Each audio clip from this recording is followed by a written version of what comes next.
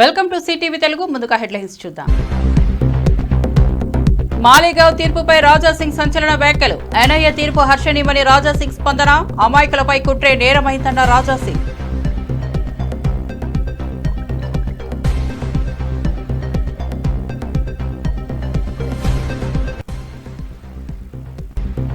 కొడంగల్ లిఫ్టుపై కవిత ఆరోపణలు. 600 కోట్ల అడ్వాన్స్ పై సంచలనం.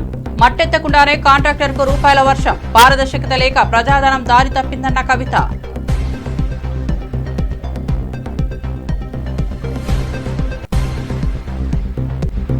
భూమన కరుణాకర్ రెడ్డి ఘాటు వ్యాఖ్యలు. జగన్ టూర్కు పోలీసు అడ్డంకులపై భూమన ఫైర్. కూటమి అసూయతోనే ఈ ఆంక్షలన్న భూమన.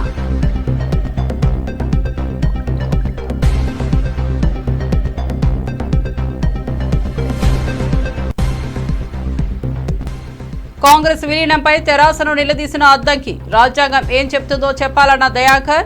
పదవుల కోసం ఎమ్మెల్యేలను లాక్కున్నారని ఫైర్. ప్రతిపక్ష జీవనంపై కామెంట్లు అనవసరమని వెల్లడి.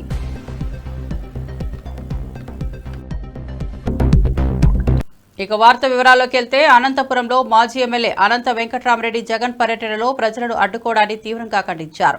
ప్రజాస్వామ్యంలో ఎవరినైనా కలుసుకునే హక్కు ఉండాలని, పోలీసుల చర్యలు నిర్బంధంగా మారాయని ఆగ్రహం వ్యక్తం చేశారు. నెల్లూరులో జగన్ ప్రజలు కలవకుండా పోలీసులు విధించిన ఆంక్షలు కూటమి ప్రభుత్వానికి భయాన్ని చూపిస్తున్నాయని విమర్శించారు. ప్రజాస్వామ్య వ్యవస్థలు దెబ్బతీసేలా పోలీసులు వ్యవహరిస్తున్నారని ఆందోళన వ్యక్తం చేశారు. ప్రజలంతా స్వేచ్ఛగా నాయకులను కలవాలన్నదే ప్రజాస్వామ్య హక్కు అని స్పష్టం చేశారు. జగన్ పర్యటన సందర్భంగా పోలీసులు విరుచుకుపడటాన్ని అధికార పార్టీ కుట్రగా అభివర్ణించారు. ప్రజాస్వామ్యాన్ని కాపాడేందుకు ప్రతి ఒక్కరూ గలం విప్పాలని పిలుపునిచ్చారు. రెడ్ బుక్ రాజ్యాంగంతో ఈరోజు రాష్ట్రంలో ఎమర్జెన్సీ తరహా పరిస్థితులు ఈరోజు రాష్ట్రంలో నెలకొని ఉన్నాయి అని చెప్పడానికి రాష్ట్రంలో జరుగుతా ఉన్న అనేక ఘటనలన్నీ కూడా ఇవాళ రాష్ట్రంలో ఉన్న ఎమర్జెన్సీ పరిస్థితులను కంటికి కనపడేట్టుగా చూపిస్తాయి. ఆశ్చర్యం కలిగించే విషయాలు నేను అడుగుతా ఉన్నాను. ఇదే చంద్రబాబు నాయుడు గారి ప్రభుత్వాన్ని అడుగుతా ఉన్నాను, చంద్రబాబు నాయుడుని అడుగుతా ఉన్నాను.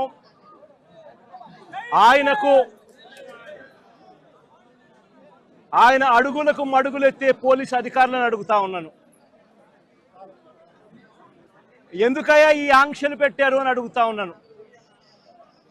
ఎందుకయ్యా ఒక రాజకీయ నాయకుడు తమ పార్టీకి సంబంధించిన వాళ్ళను కలవడం ఏమైనా నేరమా అని అడుగుతా ఉన్నాను. అలా కలవడానికి వస్తే అదేమైనా తప్ప అని అడుగుతా ఉన్నాను. ఎందుకు ఆంక్షలు పెడతా ఉన్నారు అని అడుగుతా ఉన్నాను. నా కార్యక్రమానికి నన్ను అభిమానించే వాళ్ళు ఎవరైనా కూడా వస్తే తప్పేమిటి అని అడుగుతా ఉన్నాను. వాళ్ళని రానివ్వకుండా ఏకంగా రోడ్లన్నీ తోవారు. సందులు బొందులు ఎక్కడి నుంచి అయితే బండ్లు వస్తాయని అనుకుంటున్నారో, 2 వీలర్స్ వస్తాయని అనుకుంటున్నారో, రాకుండా చేసేందుకు ఏకంగా రోడ్లను తోవిన అధ్వానమైన పరిస్థితి బహుశా ప్రపంచ చరిత్రలో ఏ రాజకీయ పార్టీకి ఉండదేమో, ఒక చంద్రబాబు నాయుడు గారి పార్టీకి తప్ప. నిజంగా ఒక ప్రతిపక్ష నాయకుడిని చూసి చంద్రబాబు నాయుడు ఇంతగా భయపడతా ఉన్నాడంటే నిజంగా చంద్రబాబు నాయుడు గారు ఎక్కడైనా బావి చూసుకొని దుంకాలి. ఒక ప్రతిపక్ష నాయకుడిని చూసి, ఒక ప్రతిపక్షాన్ని చూసి ఇంతగా భయపడి ఆయన వస్తున్నాడేమో, ఆయన వస్తూ ఉంటే అభిమానులను ఆపేదానికోసం అని చెప్పి, ఆయన వస్తూ ఉంటే ప్రజలను ఆపేందుకోసమని రోడ్లను కూడా తవ్విన చరిత్ర ఒక చంద్రబాబు నాయుడు గారికి మాత్రమే దక్కుతుంది. రాష్ట్రంలో మంత్రి పొంగులేటి శ్రీనివాసరెడ్డి గత ప్రభుత్వాలపై తీవ్రంగా మండిపడ్డారు. 8 లక్షల కోట్ల అప్పు చేసిన వారు ప్రస్తుత ప్రభుత్వంపై విమర్శలు చేసే నైతిక హక్కు కోల్పోయారని స్పష్టం చేశారు. మూతపడిన కోళ్ల ఫారాలు, రైస్ మిల్లుల్లో స్కూళ్లు ఏర్పాటు చేసి విద్యార్థుల జీవితాలతో చెలగాటమాడుతున్నారని ఆరోపించారు. కనీసం నాణ్యమైన ఆహారాన్ని కూడా ఇవ్వకపోవడం దారుణమన్నారు. విద్యార్థుల పట్ల నిర్లక్ష్యంగా వ్యవహరించిన తీరు బాధాకరమన్నారు. రాష్ట్రంలో విద్యా వ్యవస్థను పునరుద్ధరించేందుకు ప్రభుత్వం కృషి చేస్తోందన్నారు. నూతన పాఠశాలలు నిఘా పెంచి నాణ్యత పెంచేలా చర్యలు తీసుకుంటామని తెలిపారు. పెద్దలు అక్కడ ఇక్కడ అవాక్కులు చవాకులు పేలుతుంటారు. ఎక్కడ మీరు పిల్లలకి ఫుడ్ పాయిజన్ అయిందనో ఇతరత్ర విమర్శలు చేస్తుంటారు. హాస్టల్ బాధ పట్టారని చెప్తుంటారు. అసలు ఈ దౌర్భాగ్యం, ఈ పరిస్థితి మీ వల్ల కాదా? 10 సంవత్సరాల మీ పరిపాలన తీరు వల్ల కాదా? ఇంకా అనేక అవాక్కులు చవాకులు పేలుతుంటారు. ఈ రాష్ట్ర ధరిక తెలంగాణ రాష్ట్రాన్ని మీ పుణ్యమా అంటూ 8,19,000 కోట్ల రూపాయలు అప్పు చేసి మళ్ళీ నిస్సిగ్గుగా వేదికల మీద ఈనాడు అధికారంలో ఉన్న పార్టీని మీరు విమర్శించే నైతిక హక్కు కూడా మీకు లేదు అని ఈ వేదిక ద్వారా ఆనాటి ప్రభుత్వాన్ని ప్రశ్నిస్తున్నాను.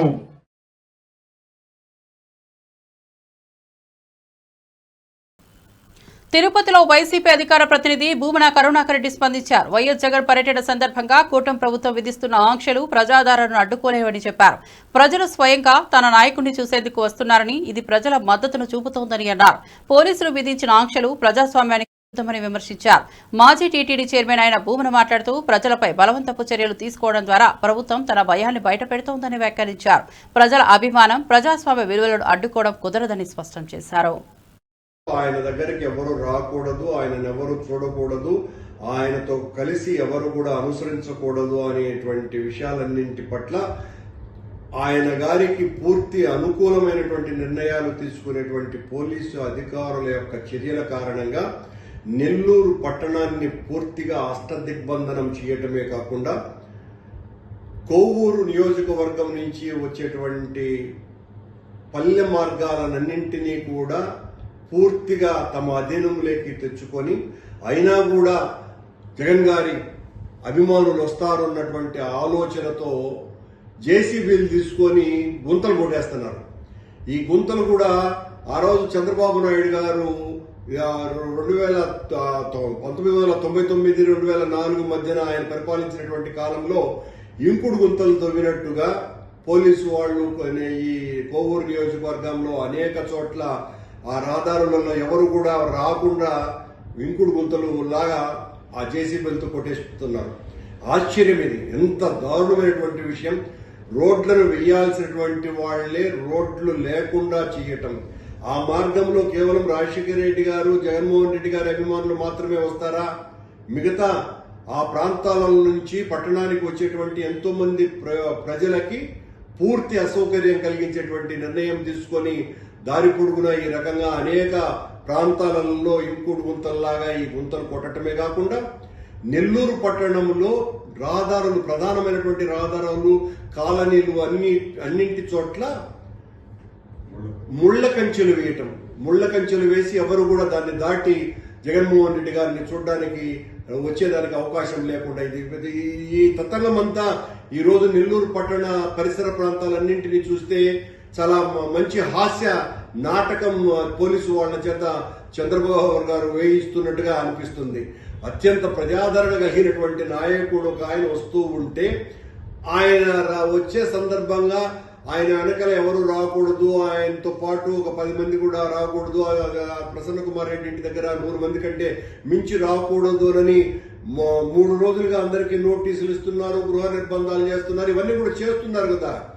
ఇవన్నీ చేసి కూడా ఏడొస్తారో అనేటువంటి ఇంత భయం ప్రభుత్వానికి ఉంటే ఎంత ఆశ్చర్యంగా ఉందో చూడండి. అంటే జగన్మోహన్ రెడ్డి అనేటువంటి వ్యక్తి మీరు ఎన్ని నిర్బంధాలు, ఎన్ని దిగ్బంధనాలు, ఏ రకమైనటువంటి ఒత్తిళ్లు చేసినా అవన్నింటినీ పటాపంచలు చేస్తూ ఆయన్ను అభిమానించేటువంటి జనసందోహం ఉప్పెనలాగా, సునామీలాగా జగన్మోహన్ రెడ్డి గారికి వస్తారు అని ఆచరణలో మొన్న బంగారుపాళ్యం పర్యటనలో నిరూపితమైంది. ఆ రోజున అక్కడ ఒక డిఐజీ, 3 జిల్లాల ఎస్పీలు, 9 మంది ఏఎస్పీలు, 27 మంది డిఎస్పీలు, దాదాపు 2000 మంది పోలీసు సిబ్బంది, వీళ్ళందరూ కూడా దారులన్నింటినీ కూడా అటకాయించి, జగన్మోహన్ రెడ్డికి రక్షణ కాదు సుమా, జగన్మోహన్ రెడ్డి పర్యటనలో ఎవరు పాల్గొకూడదని అందరినీ బెదిరించినా కూడా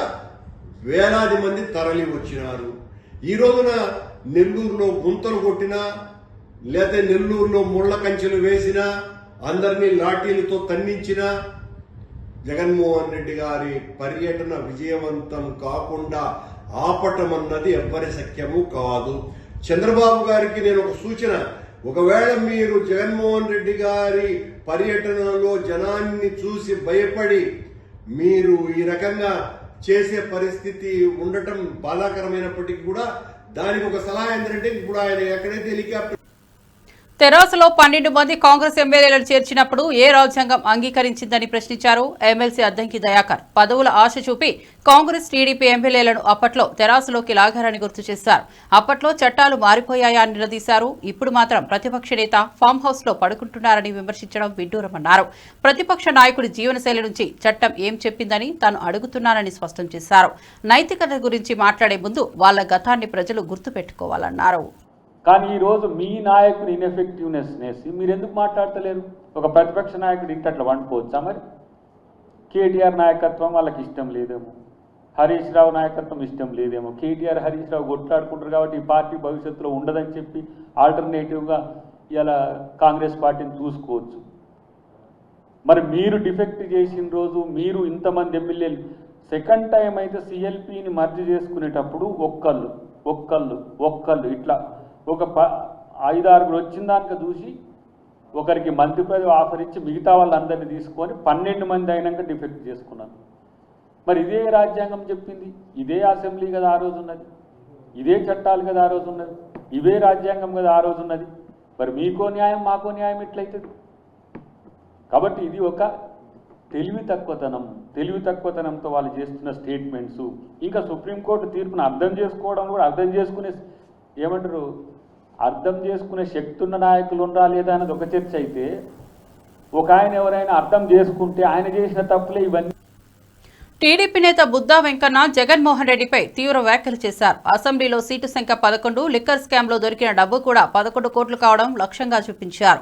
కల్తీ మద్యంతో మరణించిన వారి సమాచారం తెలుసుకోవడానికి యాప్ అవసరమయ్యే పరిస్థితి వచ్చిందని చెప్పారు. ప్రభుత్వ హయాంలో జరిగిన లిక్కర్ స్కామ్లపై ప్రజలకు పూర్తి సమాచారం లభించాలన్నారు. ప్రజల ఆరోగ్యాన్ని పక్కన పెట్టి లాభం కోసం మద్యం విక్రయించిన విధానాన్ని తీవ్రంగా ఖండించారు. జగన్ పాలనలో జనం ఎదుర్కొన్న విపత్తులపై చర్చ జరగాలని డిమాండ్ చేశారు. 2019 నుంచి 2024 వరకు ముఖ్యమంత్రిగా ఉన్నటువంటి టైంలో కల్తీ మద్యం మీద ఎంతమంది చనిపోయారు, ఎన్ని తాలిబొట్టులు తెగిపోయినాయి, వీటన్నిటి మీద నువ్వు తెలుసుకోవడానికి యాప్ అవసరం. నువ్వు నడిపినటువంటి కల్తీ మద్యంలో దాదాపు 30,000 మంది చనిపోయారు. ఆ వివరాలతో సహా ప్రజలు నీకు చెప్పడానికి రెడీగా ఉన్నారు.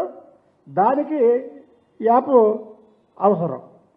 మద్యం స్కామ్లో పందికొక్కుల్లాగా దోచుకున్నారే మీరు, మీ వెనకాతలు ఉన్నటువంటి వ్యక్తులు, ఇది కసిరెడ్డి ఇలాంటి వ్యక్తులు ఉన్నారు కదా, అయితే తెలుసుకోవడానికి యాప్ అవసరం.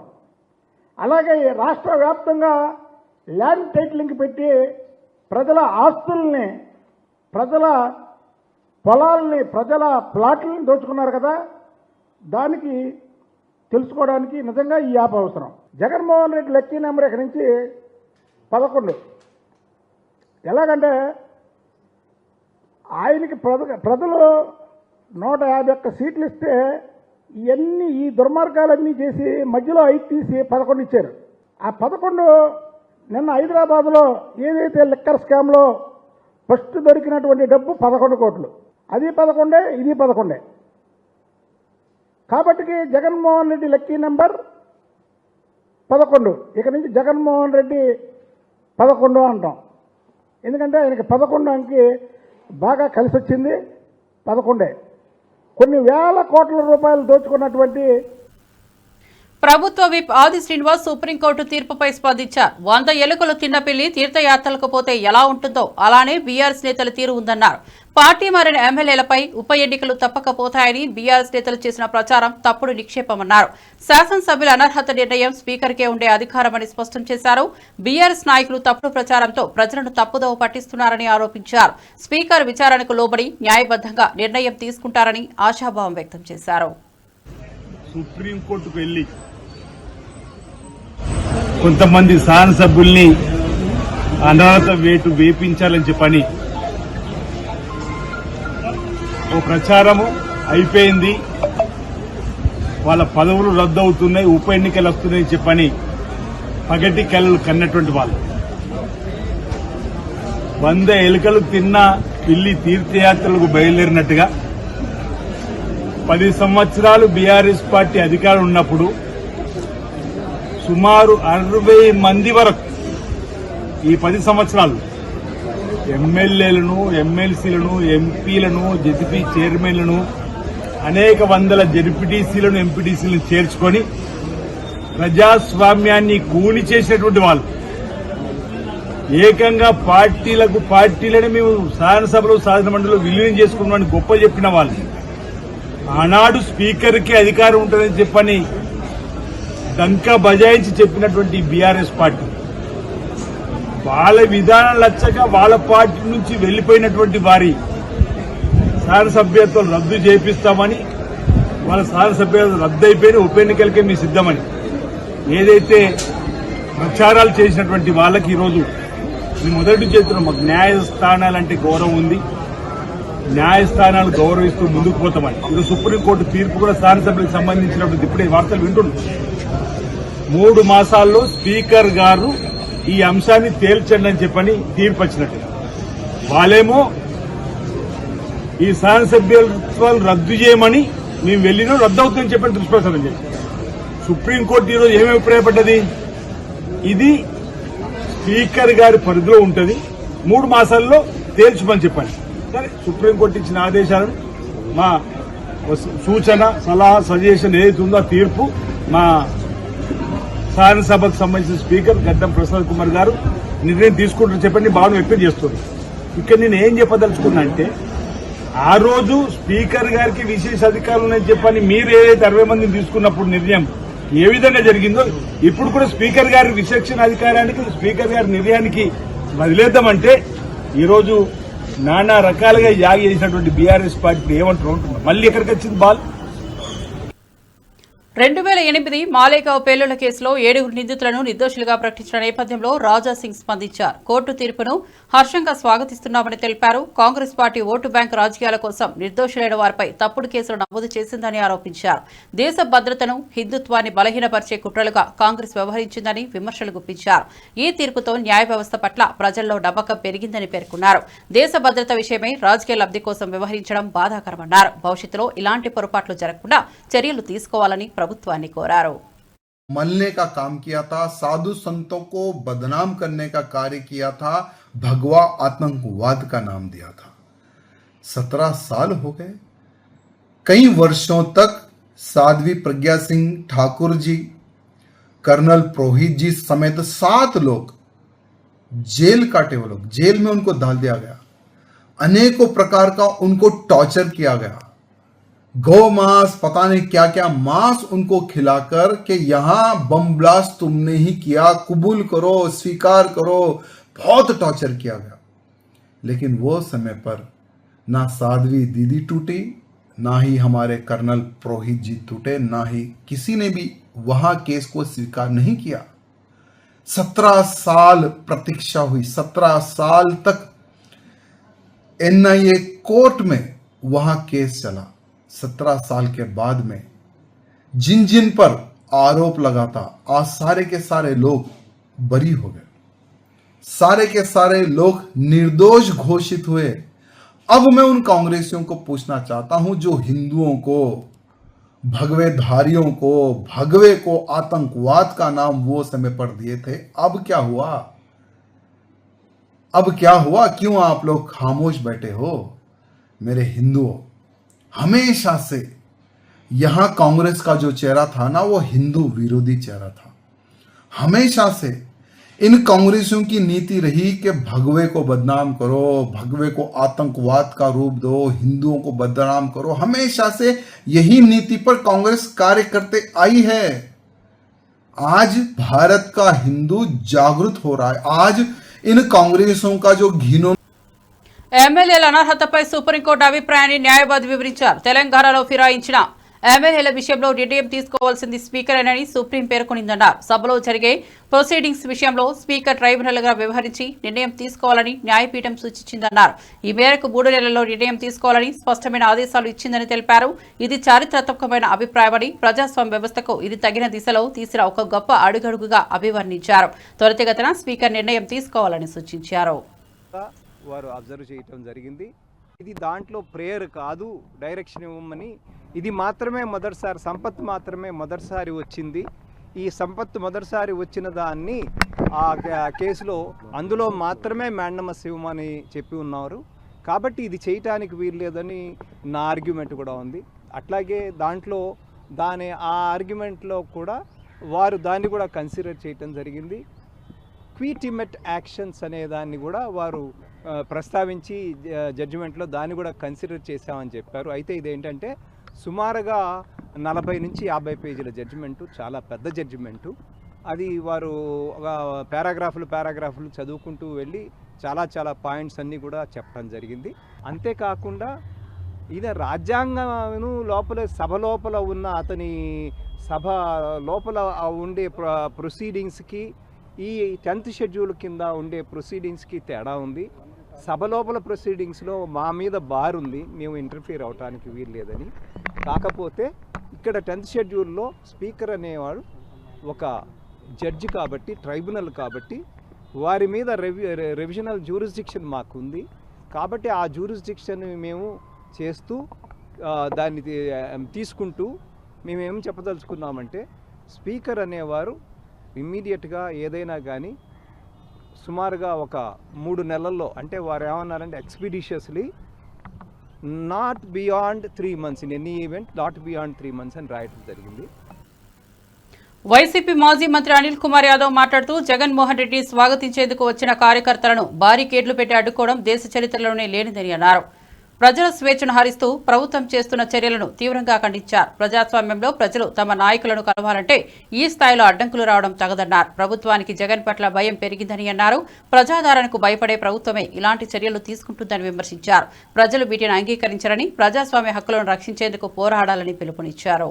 ఒక మాజీ శాసనసభ్యుడు, మంత్రి ఇంటి మీదుగా దాడి చేశామని ఇద్దరు నాయకుల్ని పరామర్శించాలని దాదాపు ఏ జిల్లాలోంచి కాకుండా పక్క జిల్లాలోంచి కూడా 1000 మంది పోలీసులను నింపి దేనికి పెట్టారా అంటే బ్యారికేడ్లు పెట్టి ఎక్కడికెక్కడికి ప్రజల్ని రానికుండా, జనాల్ని ఏదైతే జగన్మోహన్ రెడ్డిని చూసేదానికో లేకపోతే జగన్మోహన్ రెడ్డి గారిని స్వాగతించేదానికో వచ్చే వాళ్ళందరినీ కూడా రానికుండా అడ్డుకట్లు వేసిన చూడటం ఎక్కడైనా నాకు తెలిసి ఇప్పుడు కూడా ఈ దేశ చరిత్రలోనే ఇట్లాంటి ఒక నిర్బంధం ఎక్కడా లేదు. దాదాపు పోలీసు యంత్రాంగాన్ని పెట్టుకొని నిజంగా వాళ్ళే అందరికన్నా ఇబ్బంది పడుతుంది ఎవరంటే పోలీసులే. ఇదేమి కర్మరా, మేము చేయాల్సిన డ్యూటీ లేదన్నా ఉంటే పోలీస్ స్టేషన్ పెట్టుకోవాలి. కానీ సిఐలు, ఎస్ఐలు ఏం పడిగాపులు కాస్తూ ఎండల్లో పొద్దున్నే స్టార్ట్ చేసి ఎండల్లో బ్యారికేడ్లు పెట్టుకొని ఆడ నిలబడి ఆ బైక్ పోయేవాడిని తీస్తూ ఆ బైక్ పాపం వాళ్ళు పడుతున్న కష్టం ఈరోజు నిజంగా బాధాకరం వస్తుంది. ఎందుకంటే ఈరోజు ఈ ప్రభుత్వం వచ్చిన తర్వాత పోలీస్ వ్యవస్థని కేవలం ఒక కక్ష సాధింపు చర్యలకో లేదంటే ఈ విధంగా ప్రజలను పోలీస్ వ్యవస్థని దిగజార్చారు తప్ప ఏమవుతుంది మీకు అంత ఎందుకు? మీరే అంటున్నారు జగన్మోహన్ రెడ్డి అనే వ్యక్తి ముఖ్యమంత్రి కాలేడు, ఓకే. జగన్మోహన్ రెడ్డి గారికి ప్రజల్లో బలం లేదు అని చెప్తున్నారు, ఓకే. అంత చెప్పే మీరు, జగన్మోహన్ రెడ్డికి బలం లేదు అని చెప్పే మీరు ఈరోజు ఇంతగా కూడా చేస్తున్నారు అంటే ప్రజలందరూ కూడా గుర్తిస్తారు. తప్పకుండా ఎన్ని నిర్బంధాలు ఆపినా కూడా ప్రజలు వచ్చి తీరుతారు. ఇంకొక అరగంటలోనో 4 గంటలోనో జగన్మోహన్ రెడ్డి వచ్చి రావడం జరుగుతుంది. ప్రజలు బీఆర్ఎస్ నేత కవిత సీఎం రేవంత్ రెడ్డిపై తీవ్ర ఆరోపణలు చేశారు. కొడంగల్ లిఫ్ట్ ఇరిగేషన్ ప్రాజెక్టుకు 2,900 కోట్ల అంచనాలతో మొదలుపెట్టి పనులు ప్రారంభం కాకుండానే 4,500 కోట్లకు పెంచినట్లు విమర్శించారు. ఒక్క తట్టెడు మట్టి ఎత్తకుండానే 2 కాంట్రాక్టర్లకు 600 కోట్ల అడ్వాన్సులు చెల్లించడం అన్యాయమన్నారు. ఈ మేరకు ట్వీట్ చేసిన కవిత, రాష్ట్ర ప్రజల ధనాన్ని వృధా చేస్తున్న ప్రభుత్వం అక్రమాలకు పాల్పడుతోందని వ్యాఖ్యానించారు. ఈ అంశంపై ప్రభుత్వం సమాధానం చెప్పాలని డిమాండ్ చేశారు. పారదర్శకతతో ప్రాజెక్టులను అమలు చేయాలని, లేకపోతే ప్రజలు ప్రశ్నిస్తారని హెచ్చరించారు. కూడా మీరు దయచేసి గమనించాలి, అందరు పెద్దలు ఉన్నారు. 1,00,000 ఎకరాలకని జీవో ఇచ్చి దానికి ఉండే కాస్ట్ అంటే ఎంత అవుతుంది అంటే 2,900 కోట్లతో కడతాం ప్రాజెక్ట్ అని చెప్పిండ్రు. అది జీవో ఇచ్చిరు బాజప్తా. ఈ సంవత్సరం నడ లోపల ఒక తట్టెడు మట్టి కూడా ఎక్కడ ఎత్తిపోయలే, ఎక్కడ పని చాలగాలే, ఎక్కడ ఒక టిప్పర్ వచ్చి ఒక స్పూన్ మట్టి కూడా తీయలే. కానీ ఇవాళ ఆ ప్రాజెక్ట్ కాస్ట్ 4,500 కోట్లు అయిపోయింది ఆల్రెడీ. ఎట్లా పెరుగుతుంది ప్రాజెక్ట్ కాస్ట్? 1,500 కోట్లు. ఎందుకోసం పెరిగింది? ఎవరి కోసం పెరిగింది? ఆ 1,500 కోట్లకి మరి మన కానుకూర్తోళ్లకు ఎకరానికి 40 లక్షలు ఇస్తారా? అటువంటి ఆలోచన లేదు. ఆ పెరిగినటువంటి 1,500 కోట్లు పెద్దవాళ్ళ జేబులలో పోతున్నాయి తప్పితే మనకిచ్చే ఆలోచన ముఖ్యమంత్రికి లేదు. ఎందుకు ఈ మాట చెప్తా ఉన్నా అంటే, ఈ ప్రాజెక్ట్ ఏదైతే కట్టినరో, ఈ పెంచిన 1,500 కోట్లు ఏదైతే ఉన్నదో, ఇద్దరు గుత్తదారులకు ఇచ్చింది ఈ ప్రాజెక్టు, ఇద్దరు కాంట్రాక్టర్లకు. వాళ్ళిద్దరికి చెంచా మట్టి తీయకున్నా, పట్టెడు మట్టి ఎత్తకున్నా 600 కోట్ల రూపాయలు ముందే అడ్వాన్స్ ఇచ్చేసిరు వాళ్ళకు. అడ్వాన్స్ ఇచ్చి సంవత్సరంన్నర అవుతుంది, పని మాత్రం చాలు చేయలేదు. మరి నేను అడిగేది ఒకటే, ఆ పెద్దవాళ్ళ మీద ప్రేమ ఎందుకు? బీఆర్ఎస్ పార్టీ జనరల్ సెక్రటరీ సోమ భరత్ కుమార్ మాట్లాడుతూ సుప్రీంకోర్టు తీర్పు చారిత్రాత్మకమన్నారు. స్పీకర్ నిర్ణయం 3 నెలల్లో తీసుకోకపోతే కంటెంప్ట్ ఆఫ్ కోర్టు కింద వస్తుందని స్పష్టం చేయడం అత్యంత కీలకమన్నారు. ఆపరేషన్ సక్సెస్ పేషెంట్ డెడ్ అనే పదాన్ని వాడిన సుప్రీం తీర్పు ప్రజాస్వామ్యాన్ని బలోపేతం చేస్తోందన్నారు. ఫిరాయింపుల చట్టాన్ని తీసుకొచ్చిన రాజీవ్ గాంధీకి సిగ్గుగా కాంగ్రెస్ పార్టీ వ్యవహరిస్తోందన్నారు. కాంగ్రెస్ అమలు చేయకపోవడంతో 8 రాష్ట్రాల్లో ప్రభుత్వాలను కోల్పోయిందని గుర్తు చేశారు. ప్రజాస్వామ్యాన్ని కాపాడేందుకు స్పీకర్ తీర్పు వెంటనే తీసుకోవాలని కోరారు. ఇది ఈ దేశం యొక్క చట్ట రూపంలో ఇవాళ సుప్రీంకోర్టు ఇవాళ ఈ నిర్ణయాన్ని చేసింది. అంటే ఈ 3 నెలల లోపల స్పీకర్ గారు కనుక నిర్ణయం తీసుకోకపోతే అన్ని రకాల చర్యలు, ఒక ట్రైబ్యునల్ ఏదైతే సుప్రీంకోర్టు ఆదేశాన్ని పాటించకపోతే జరిగే అన్ని చర్యలు ఇంక్లూడింగ్ కంటెంప్ట్ ఆఫ్ కోర్టు కూడా వస్తుందనేది ఇంటర్ప్రిటేషన్ ద్వారా మనం అందరం అర్థం చేసుకోవాల్సిన అవసరం ఉన్నది. సుప్రీంకోర్టు ఇంకొక మాట కూడా అన్నది ఇదే సందర్భంగా, ఆపరేషన్ సక్సెస్ఫుల్ పేషెంట్ డైడ్ అనే పద్ధతిలో వ్యవహారాలు ఉండకూడదు. ఈ చట్టం అనేది రాజ్యాంగ 10వ షెడ్యూల్లో ఉన్న ఈ చట్టం ఏదైతే నిర్దేశించిందో ఆ చట్ట ప్రకారంగా నడిచే సందర్భంలో పిటిషన్స్ వేసిన తర్వాత పిటిషన్స్ ఒకవేళ కనుక నిర్ణయించకపోతే చట్టం ఒక అవకాశాన్ని ఇచ్చింది తప్పు చేసిన వాళ్ళని శిక్షించే దానికోసము. ఆ అవకాశం ఆపరేషన్ సక్సెస్ అయినట్టుగా అట్లాంటి వాళ్ళని కట్టడి చేయడానికి. కానీ స్పీకర్ వ్యవస్థ కనుక దాన్ని కనుక అమలు చేయకపోతే పేషెంట్ డైడ్ అన్నట్టుగా చాలా సుస్పష్టమైన సీరియస్ జడ్జిమెంట్ ఇది. దేశం మొత్తం ఆహ్వానించదగింది. మరి కాంగ్రెస్ పార్టీకి ఎందుకు సిగ్గు లేదో కానీ తెలియదు. ఈ చట్టం తీసుకొచ్చింది రాజీవ్ గాంధీ. 400 పైచీలకు ఎంపీలున్న సందర్భం కాంగ్రెస్ పార్టీకి ఓవర్వెల్మింగ్ మెజారిటీతోని ఈ చట్టాన్ని తీసుకొని వచ్చింది రాజీవ్ గాంధీ. రాజీవ్ గాంధీ ఆశయం ఇది. మరి వాళ్ళ ఆశయాన్ని కూడా గౌరవించరా? రాజీవ్ గాంధీని గౌరవించరా? ఈ చట్టాన్ని, వాళ్ళు చేసిన చట్టాన్ని వాళ్ళు గౌరవించరా? ఇవాళ చట్టాన్ని తర్వాత ఇంకా సిగ్గులేని పని ఏంటంటే, ఈ చట్టాన్ని అమలు చేయకపోవడం మూలంగా గత 10 సంవత్సరాలలో పార్టీ ఫిరాయించిన 10 మంది ఎమ్మెల్యేల అనర్హత పిటిషన్ ఏడాదిన్నరగా పెండింగ్ లో ఉండగా సుప్రీంకోర్టు 3 నెలల్లో నిర్ణయం తీసుకోవాలని ఆదేశించడం చారిత్రాత్మకమని బీఆర్ఎస్ అభిప్రాయపడింది. అసెంబ్లీలో ఉప ఎన్నికలు ఎలా వస్తాయని సుప్రీంపై విమర్శలు చేసిన రేవంత్ కు ఇది చెంపపెట్టు లాంటిదని పేర్కొంది. రాచరికపు విధానంతో వ్యవహరించిన రేవంత్ రెడ్డికి ప్రజాస్వామ్యం గుణపాఠం చెప్పిందన్నారు. ఫిరాయించిన ఎమ్మెల్యేలు నైతిక బాధ్యతతో రాజీనామా చేయాలని డిమాండ్ చేశారు. ఎంపీలు ఎమ్మెల్యేలు పార్టీ మారిన వెంటనే సభ్యత్వాన్ని కోల్పోయేలా చట్టం తీసుకురావాలని మేనిఫెస్టోలో చెప్పిన విధంగా కాంగ్రెస్ వెంటనే చొరవ చూపాలని డిమాండ్ చేశారు. తక్షణం ఈ 10 మంది ఎమ్మెల్యేలని రాజీనామాలు చేపించి మరి ఎన్నికలకు వస్తే ఈ యొక్క శాసన వ్యవస్థ, ఒక డెమోక్రటిక్ సిస్టంలో మన పార్లమెంటరీ ఒక వ్యవస్థ గౌరవాన్ని కాపాడిన వాళ్ళం అవుతామని చెప్పి ఈ సందర్భంగా నేను ముఖ్యమంత్రి గారికి సూచిస్తా ఉన్నాను. ఒకానొక సందర్భంలో ముఖ్యమంత్రి గారు అసెంబ్లీలో 10 మంది ఎమ్మెల్యేలు పార్టీ ఫిరాయించినారు, బీఆర్ఎస్ పార్టీలో గెలిచి కాంగ్రెస్కి వచ్చినారు, ఉప ఎన్నికలు ఎలా వస్తాయి అధ్యక్ష అని చెప్పి అసెంబ్లీలో ప్రశ్నించినాడు. ఈరోజు ముఖ్యమంత్రి గారికి సుప్రీంకోర్టు చెంపపెట్టు లాంటి సమాధానం ఇస్తూ ఉప ఎన్నికలు ఎలా వస్తాయో సమాధానం వారి తీర్పు ద్వారా లభించింది ఈరోజు ముఖ్యమంత్రి గారికి అని చెప్పి సందర్భంగా మనవి చేస్తా ఉన్నాను. న్యాయ వ్యవస్థను కూడా శాసించే విధంగా ముఖ్యమంత్రి గారు మాట్లాడిన తీరుని సమాజం అంతా కూడా, సభ్య సమాజం అంతా కూడా చూసిన సంగతి గుర్తు చేస్తా ఉన్నాం. వారి యొక్క ఆ రోజు ఉపన్యాసం చూసి ఆశ్చర్యపోయినారు. కోర్టులో కేసు ఉండంగా అనర్హత పిటిషన్లో పెండింగ్ ఉండంగా వారిని ఇలా ఎలక్షన్స్ వస్తాయని వారి కోర్టు తీర్పు. మరిన్ని అప్డేట్స్ కోసం చూస్తూనే ఉండండి సిటీవీ తెలుగు.